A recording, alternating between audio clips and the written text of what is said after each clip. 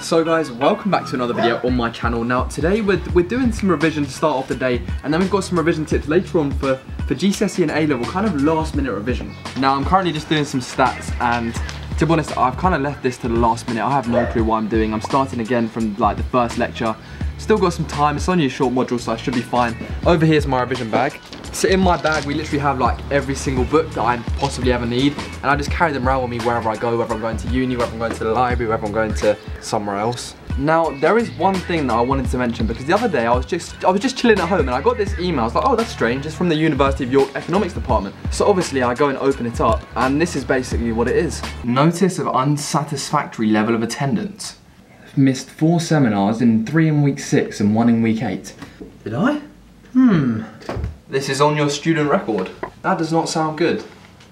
In week 8, I went to the seminar after my seminar because I accidentally missed my seminar because I thought it was at the wrong time, so that's not true. Now the reason I missed the seminar in week 6 was because I was doing Bucks athletics. I was competing for the uni, but apparently, you know, that's my own fault. Now, a few Australia updates. Basically, I've applied for my accommodation. I applied to go to St Paul's. I'm waiting to hear back from them. Hopefully, and fingers crossed, I get on-campus catered accommodation because I CBA to cook food while I'm at uni. I want to make YouTube videos. And make sure you subscribe down below if you want to see them uni vlogs. So I'm here with my cousin right now, year 7. What's your revision tips, Ruby? Work hard. Work hard. You heard it right here first. My work. I saved my work. Now, my last minute GCSE and A-level revision tips are: first, you want to be moving on to past papers right now, because even if you haven't learned all the spec, going through past papers and mark schemes, they kind of give you information about the spec. You kind of learn the spec through going through the mark schemes, and you also get that exam practice, and the exam practice is probably one of the most important things because there'll often be questions that they've asked in like 2012 or 2013 or 2014 that will be re-asked now, but just in different ways, so like different phrasing and stuff like that. For government and politics, that was honestly the thing that helped me out the most, going through past papers. And also take a look at my government and politics year 12 past papers. Now you can probably see all that scribbling at the top of the page, and basically what that is if I learned anything quite recently before I went in the exam and I thought I was going to forget it, I'll basically write it out at the top of my page and I'll scribble it out at the end just in case I did actually get in trouble. But basically it helps me just remember anything that I thought was very important, or anything that I was borderline forgetting, just in case I did forget it, I'd have it there. Or if I had any formulas for maths that I really wanted to remember. I would recommend you do this,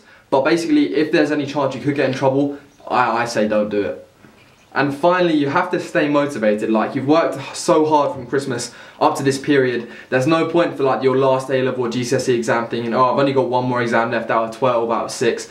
I'll just, you know, won't work as hard for over the period between my second to last exam and last exam. So make sure you revise for that last exam just as hard as you've been revising up to the exams. Let's jump into some revision tips with Owen, who's done remarkably well at A-levels and at GCSE. Now I figured, as well as my advice for A-levels and GCSE, you might want one of my other friends' advice. Let me just get my friend. Hey, what's up, Dylan, man? What are you telling me? Yeah. Owen, are you free today? I'm just filming a video about GCSE and A-level revision. Wait, so you're shooting another video and you need me in it? Yeah, come round. Man, I'm on it like a car bonnet. Let's get it, man.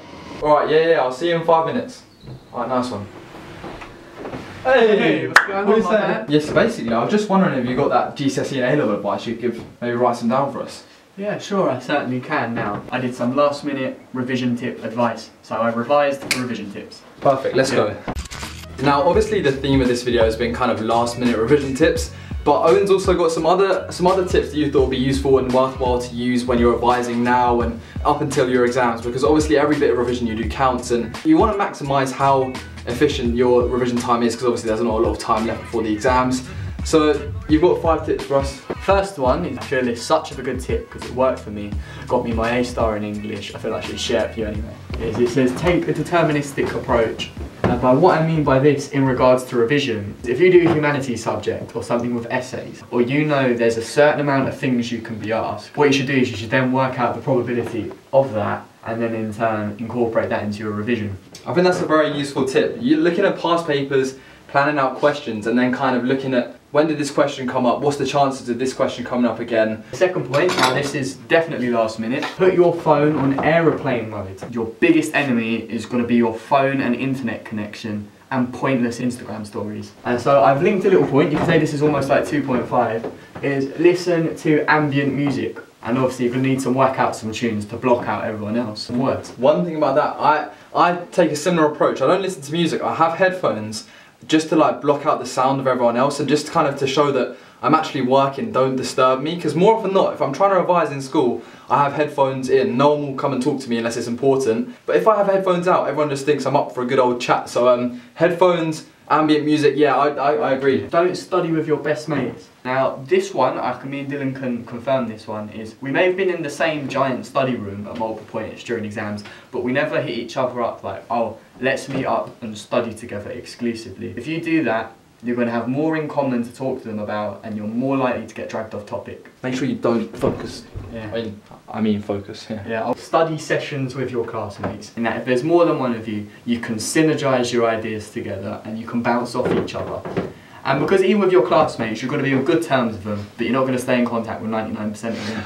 So, you know, the thing is you're not going to have loads and loads to discuss outside of your subject, and therefore, you know, somebody may have gone and researched something that you didn't know, vice versa, and that's how it works for you. And also, the one thing, when you go to university, the expectation is that you do peer with peer learning. I mean, like, they literally expect that. Like, there's no mark schemes for your course, nothing like that. The resources are depleted. So you kind of have to rely on your peers to kind of study with, get information. You basically use your peers so much more at university, so it's kind of a good tool to use, obviously, evidently, why you use it at university. Right, now the final one, and I believe this is the most important one generally, and that's why I've written it in very poor capital letters. Listen to your body. And because of that, when I say listen to your body, if you've been ploughing through a good few hours of revision, your head's starting to hurt, leave it a couple of hours. Listen to your body, look after yourself, because you can resit exams, you can go through clearing. One thing about this as well is, like, the amount of people that just kind of revise so much on the days building up to their exam. They'll do like days, whole days,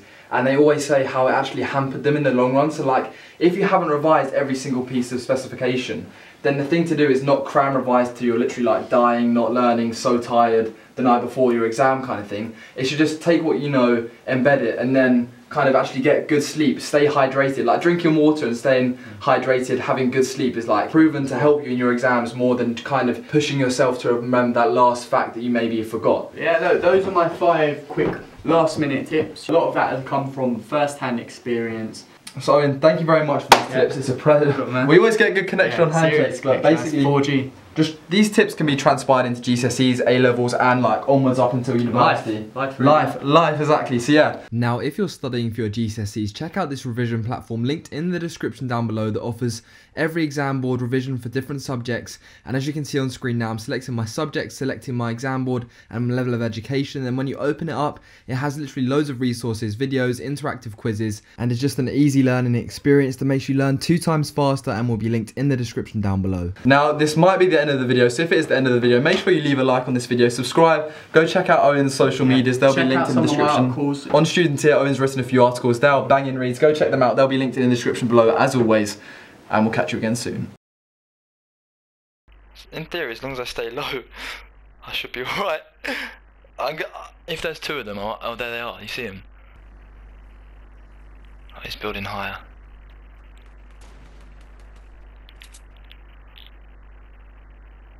Stay still.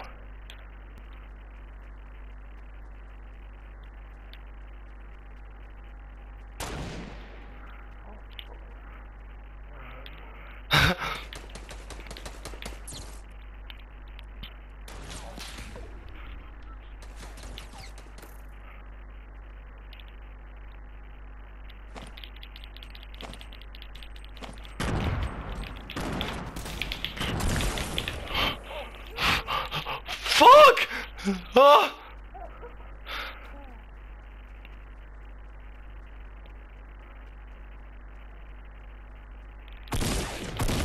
Ah! Yes! Oh my god! That's my first ever win. I'm actually chuffed. My goodness, that makes me happy. That was so lucky. My goodness. Just camp it out. Oh. Alright, Jacob, we go again, yeah? Now we know, we just run around the outskirts, we camp it out of it. Get some grenades, chuck it in their fort at the end. I don't know, that was... It was the most noobiest thing I've ever done in my life. But we got a W.